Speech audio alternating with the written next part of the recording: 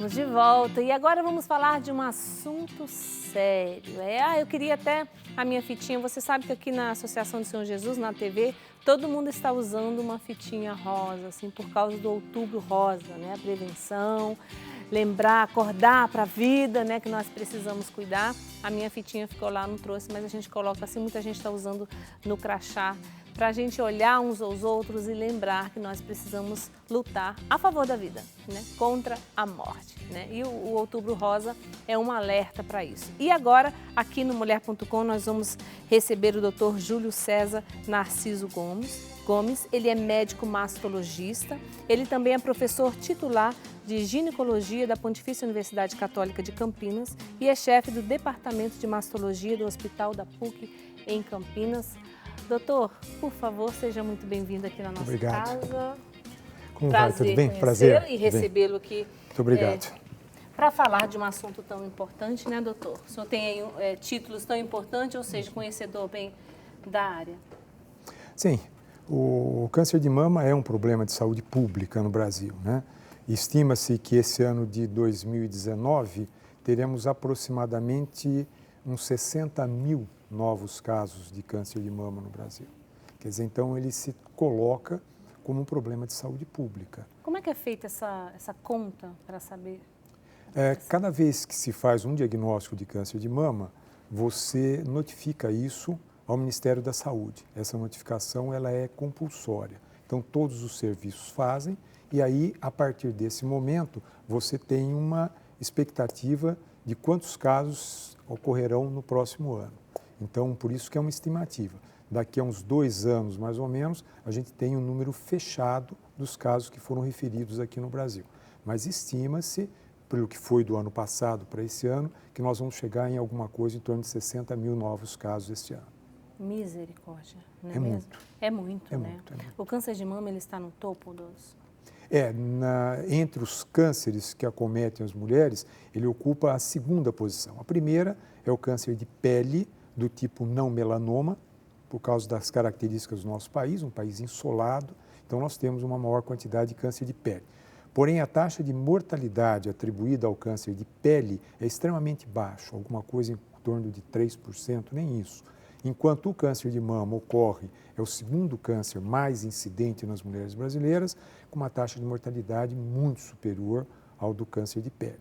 Então, ele acaba sendo o tumor mais importante para as mulheres. E quais são as causas do câncer de mama? Então, a causa específica ainda não existe. Nós sabemos que existe um componente familiar que aparece numa incidência pequena de casos. Genético, mas são poucos os casos. A maior parte dos cânceres de mama, nós vamos chamá-los de acidental.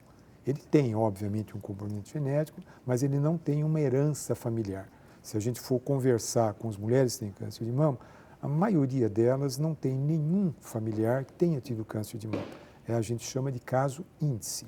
Então, ele tem um componente genético óbvio, porém, ele não é de uma herança familiar. A maioria das mulheres são casos índice.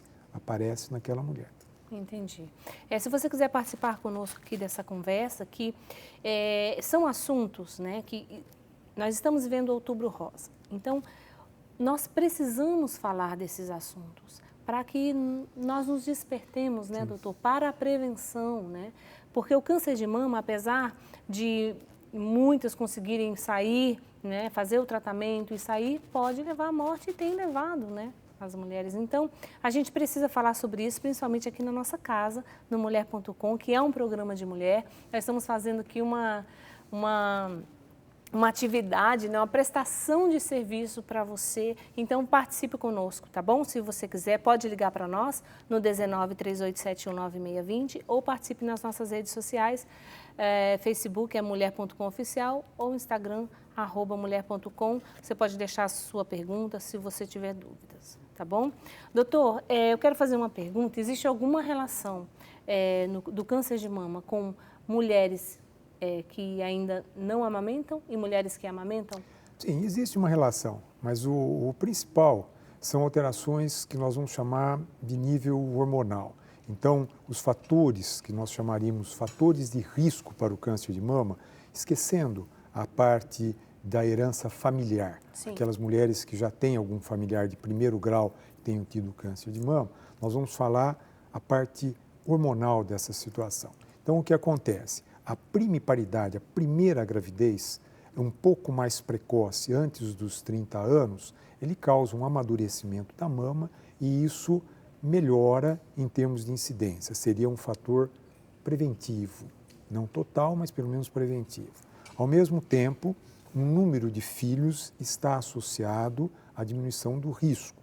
Então, a mulher que tenha mais filhos tem menos risco do que aquela que tenha menos filhos. Tanto é assim que a gente nota claramente nas populações das cidades, e quanto mais evoluída a cidade, menor o número de filhos, mais tardia é a primeira gravidez, por questões óbvias, né? Sim. Que a mulher precisa se preparar para o mercado de trabalho, a incidência é maior do que naqueles casos das populações rurais, em que as mulheres engravidam mais cedo e têm um maior número de filhos.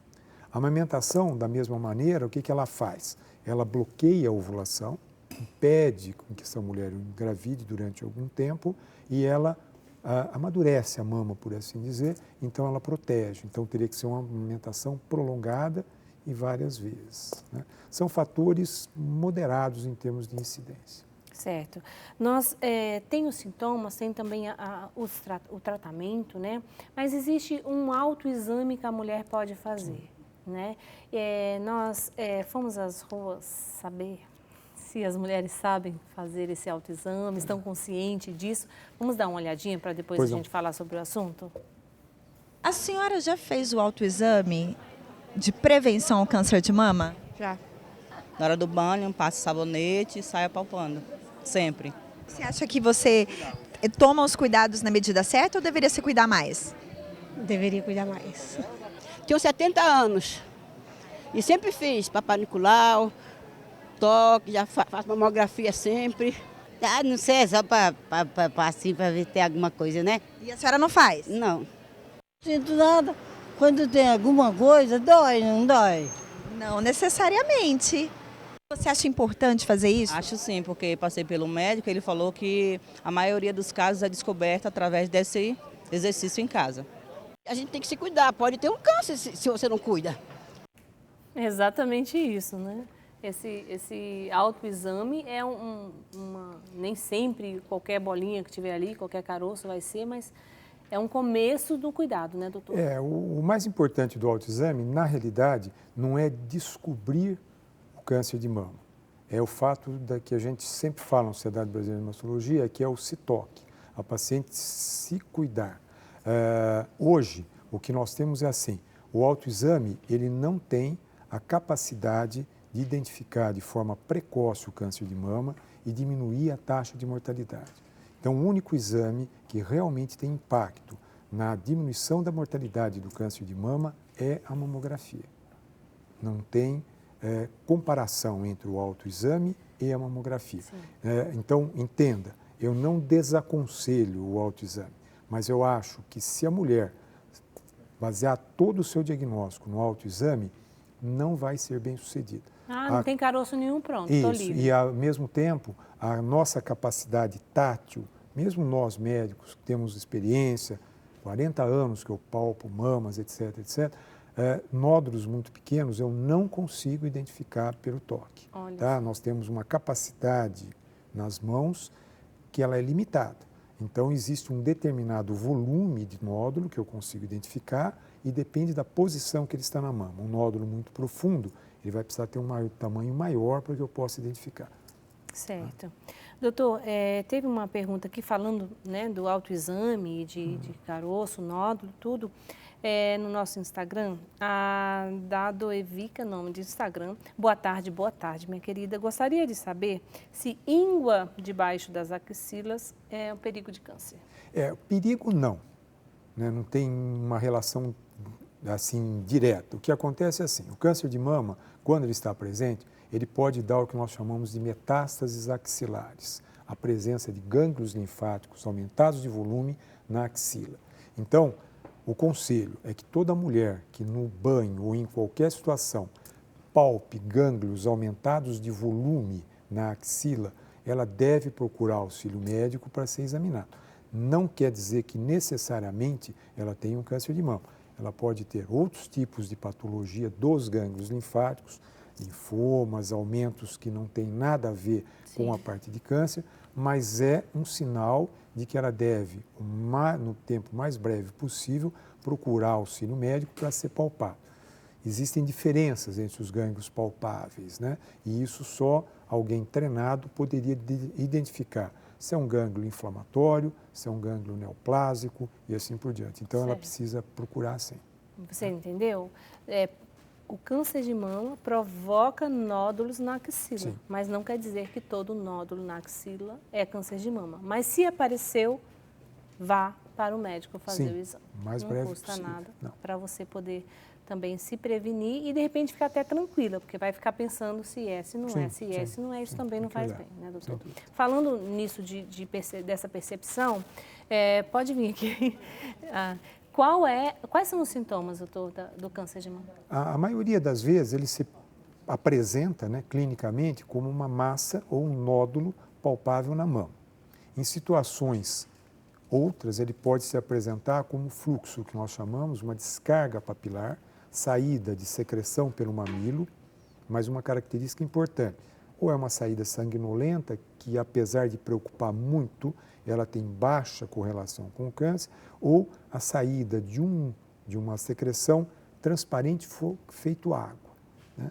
É muito frequente as mulheres que amamentaram, quando fazem a compressão da mama, ter saída por vários dutos da mama, de uma secreção esverdeada, azulada, bilateral. Essa é menos preocupante. A secreção da mama que nos preocupa, ela é espontânea. Sem você apertar, você surpreende uma mancha no sutiã ou na roupa, essa sim, que foi sem você ter apertado a mama para que ela saísse. Essa secreção precisa ser olhada. Saiu naturalmente. Aí você Isso, precisa ir ao médico. Sim, sem dúvida nenhuma. Ou a principal apresentação do câncer de mama são nódulos palpáveis, massa mamária palpável. É porque desmaio, tonteira, essas coisas, o câncer não apresenta esses sintomas. Normalmente não, né? Teria que ser uma coisa extremamente avançada, com metástase em outros órgãos, etc.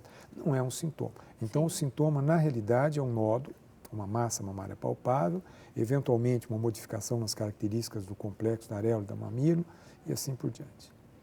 E porque hoje, graças a Deus, né, com a Sim. evolução, né, uma mulher que tem câncer de mama, ela fica menos preocupada, menos apavorada, vamos dizer assim. Né? Porque, graças a Deus, muitas passam pelo tratamento e continuam suas vidas, né? Outras colocam prótese, umas perdem até a mama e tal.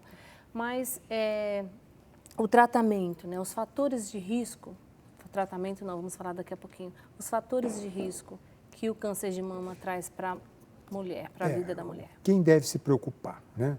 Assim, mais do que a média da população. Óbvio, cuidado todas têm que ter, mas assim, quem deve se preocupar mais? Né? Aquelas que tenham familiares de primeiro grau, que tenham tido câncer de mama, principalmente se esses familiares tiveram câncer de mama antes da menopausa, tá certo? Essas mulheres que nunca engravidaram, ou que engravidaram muito tarde, ou que tiveram alguma doença da mama benigna, porém doenças de risco para câncer de mama. Nós chamamos as hiperplasias da mama, etc., que ela teve uma biópsia por uma doença benigna, leia a biópsia e vê se ela tem algum problema, pergunte para o médico se é um fator de risco para câncer de mama, tá certo? Então, ter filhos mais tarde, poucos filhos, não amamentar, tá certo? Isso são fatores de risco mais importantes. E o antecedente familiar. Certo. Isso, então, as mulheres que se enquadram aí nessa...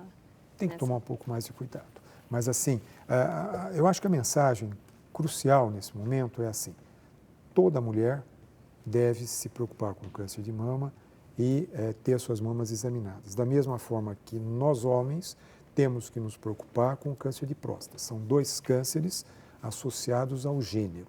Óbvio que eu posso ter câncer de mama em homem e não vou ter jamais um câncer de próstata numa mulher. Mas os dois são muito ligados ao gênero, né? Então, por exemplo, o homem com câncer de próstata e a mulher com câncer de mama.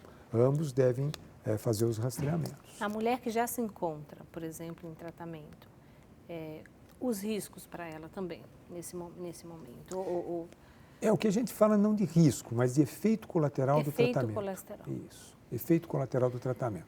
Hoje, a quimioterapia ela está bastante evoluída, mas ela ainda traz efeitos colaterais. Então, nessa experiência que a gente tem de lidar com um número grande de mulheres, o que chama muita atenção é a queda dos cabelos, né? Que para nós médicos é um efeito de menor porte, Né? mas do ponto de vista da mulher no seu relacionamento é o que mais impacta para ela.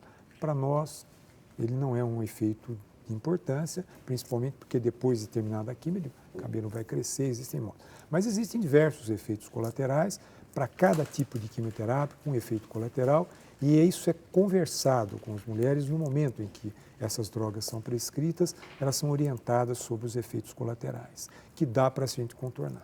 Certo. O câncer de mama, ele pode se espalhar pelo organismo com mais facilidade? Ou, tipo, por exemplo, esse câncer é mais, provavelmente, que ele se espalhe mais rápido do que o câncer de mama? Ele corre esse risco? O câncer de mama ele dá metástases, né? Então, se ele for um câncer mais agressivo, ele dá metástase mais precoce. Se ele for um câncer menos agressivo, mais tardia, e às vezes não dá metástase. O câncer de mama, ele dá metástase, que é isso que você falou, que é a disseminação da doença, na seguinte espalhar sequência. Pelo corpo. Isso, ossos, pleura, pulmão, fígado e cérebro. Essa é a sequência em que ele vai se disseminar. Osso, pleura, que é aquela camada de fora do pulmão, o próprio parênquima pulmonar, o fígado e o cérebro. Essas são as principais áreas onde nós vamos ter a doença metastática do câncer de mama.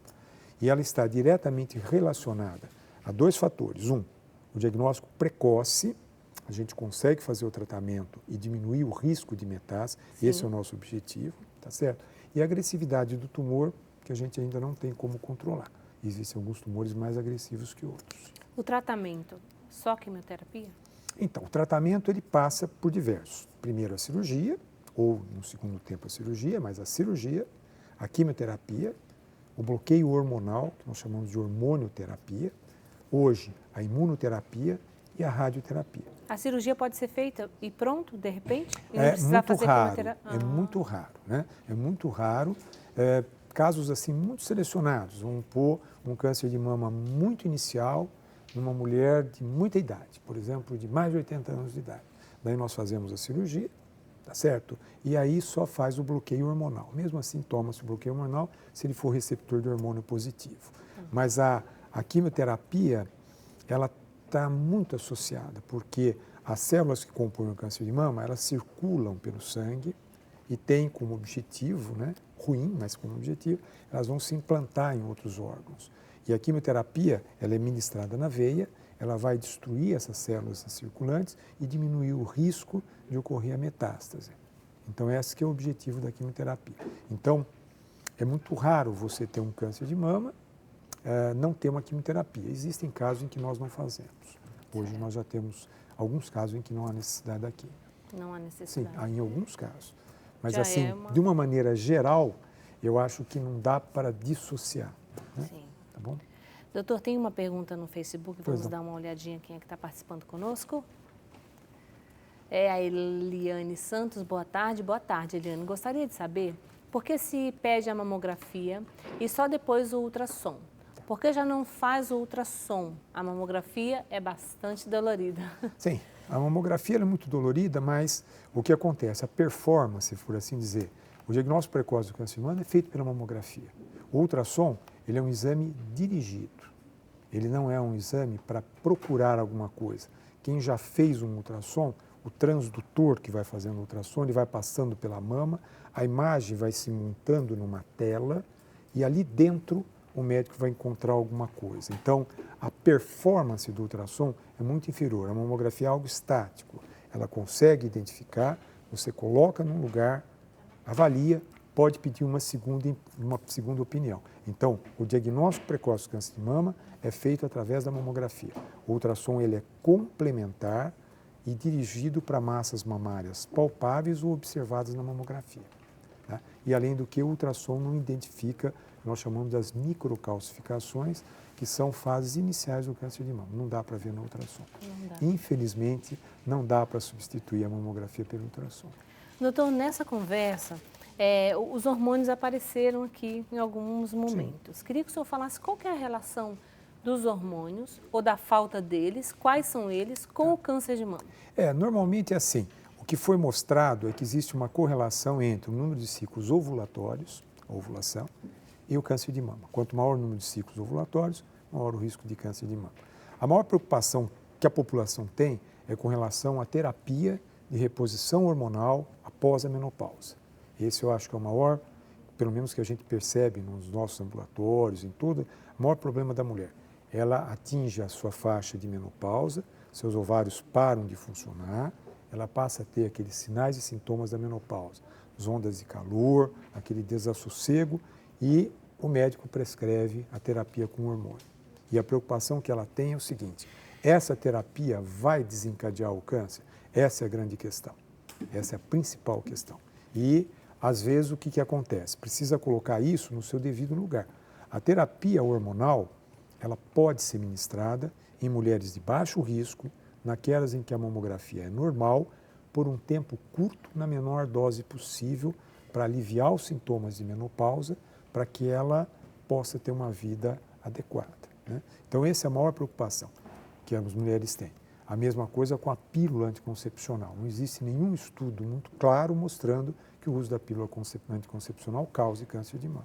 Doutor, mas aí, o senhor falou que na ovulação, quanto mais ovulação Sim. por causa dos hormônios, mas Sim. qual que é a ação, então, dos hormônios para que apareça o câncer de mama?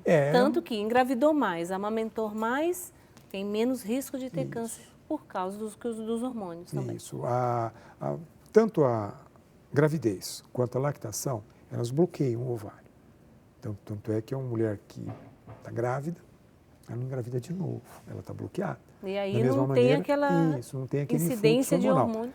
A forma exata como os hormônios femininos atuam numa célula, causam uma mutação celular e transformam em um câncer, ainda não está totalmente definido. O que você tem, nós chamamos de risco. Você pega um grupo de mulheres que engravidou mais tarde, que teve mais ovulações, e você compara com um grupo de mulheres que teve um comportamento diferente. E aí você vê que a incidência de câncer naquele outro grupo é maior. Então, isso chama de risco relativo, tá certo? É uma avaliação estatística em que você compara dois grupos. Por aí você tem o fato. A explicação do fato, você vai, ao longo do tempo, você vai chegando lá. Mas o fato é esse, né? Que engravidar cedo, ter mais filhos, amamentar... É a natureza, né? Também. Está ligada à nossa natureza, de repente, né, doutor? Sim. Talvez sim. Talvez sim, né? Doutor, a reconstrução mamária, para quem passou por esse processo, e qual que é a incidência de ter que retirar a mama e tudo bem, não vamos precisar? Isso é muito variável. A gente falar, por exemplo, quantos % das mulheres precisam de uma mastectomia ao invés de um tratamento conservador, varia de acordo com o que a gente chama de estadiamento, o grau de desenvolvimento do câncer, o tamanho da mama, o tamanho do tumor, a localização. Então, eu acho que falar em números é complicado. Mas, de qualquer maneira, é assim. A mulher que faz a mastectomia, a retirada total da mama, ela pode ser submetida a uma reconstrução mamária. Essa reconstrução pode ser feita com implantes colocados embaixo do músculo, ela pode ser feita usando retalhos do músculo grande dorsal, do reto abdominal. Existem diversas formas de reconstruir isso. Algumas podem ser feitas imediatamente no mesmo ato em que você faz a mastectomia, você reconstrói a mama. Algumas mulheres não podem fazer, porque às vezes a gente tem que fazer radioterapia, porque o tumor era mais avançado, então a gente tem que fazer num tempo posterior. Mas a reconstrução mamária, na maioria das vezes, ela é possível. Ou você faz no mesmo ato em que ela foi operada, ou você faz a posteriori, mais para frente, depois que terminou o tratamento. E existem diversas formas, expansores, próteses, retalhos, que nós chamamos de músculos, etc. Então, é possível. Se a mulher passou por esse processo muito cedo, e depois ela vai conseguir engravidar e prosseguir com a sua maternidade normalmente? Vai conseguir, né? A gravidez sempre ela é um impacto hormonal, né? Você imagina que, de repente, você tem a mama, na realidade, o que ela é? Ela é uma glândula sudorípara, ela é modificada para produzir leite. E aí, de repente, você tem uma glândula sudorípara que recebe um influxo hormonal e ela passa de deixar de produzir suor para produzir leite. Você imagina o grau de modificação que vai ter isso. Isso é feito por hormônios. Então, a gonotrofina coriônica, o lactogênio placentário, o estriol, são hormônios só produzidos durante a gravidez. Então, o que acontece? A gravidez não que ela seja deletéria para o câncer, mas ela pode ativar alguma célula que esteja aquiescente e que pode desenvolver. Mas não existe uma contraindicação para uma mulher que teve câncer de mama jovem, que se curou desse câncer, depois de um determinado tempo engravidar. Mas ela vai ter que ficar sob vigilância, porque ela vai ter um bombardeio hormonal na sua mama, né? Mas não é uma contraindicação. Certo. Tá, tem mais uma pergunta lá no nosso Facebook, vamos ver quem é que está. Cleide Silvia Pires, boa tarde, doutor. Tenho uma irmã com nódulos hipoecóicas. Isso. Fibroadenoma. Isso. É preciso fazer a retirada desses nódulos? Normalmente As palavras não. são Sim, bem semelhantes, bem isso, comuns para o senhor. O nódulo hipoecóico, na realidade, ele é pelo ultrassom. O fibroadenoma é um nódulo benigno da mama, não associado ao câncer. Então, não existe uma indicação clara de que você intervenha cirurgicamente para retirar esses nódulos, a menos que eles sejam de volume, sejam claramente palpáveis, aí você poderia retirá-los. Mas cada caso tem que ser avaliado. É comum esses fibroadenomas múltiplos, muito pequenos, que você nem consegue palpá-los, você só os identifica através do ultrassom, e aí não teria uma vantagem fazer nenhuma intervenção cirúrgica. Então, está tudo bem. Sim, a princípio, sim. Então, tá bom. Doutor, muito obrigada pela sua presença. Prazer. Aqui no nosso programa. Quem quiser entrar em contato com o doutor, vá lá, nós falamos aqui no começo do programa, eu vou falar, ele é professor titular de ginecologia da Pontífice Universidade Católica de Campinas, chefe do departamento de mastologia do Hospital da PUC Campinas. Isso. Eu sou diretor do Departamento Científico da Sociedade de Medicina e Cirurgia de Campinas. Então, estou, nesse momento, representando a Sociedade de Medicina e Cirurgia de Campinas no Outubro Rosa, que para todos os médicos é crucial essa procura das mulheres para o diagnóstico precoce. Viu? Então, você que está em casa acompanhando a nossa conversa aqui, você precisa se cuidar e se prevenir também. Agora eu quero convidar você, e você também, doutor, nós vamos conhecer uma instituição, a ALIC. Ela é a Associação Limeirense de Combate ao Câncer. Cuida de mulheres diagnosticadas com câncer. Vamos conhecer esse trabalho lindo. Meu nome é Maria das Graças Silva Ferreira, tenho 57 anos, E com 51 anos eu fiz o autoexame e descobri que eu tinha um câncer. E quando o médico falou para mim que era um câncer, eu fiquei sem chão.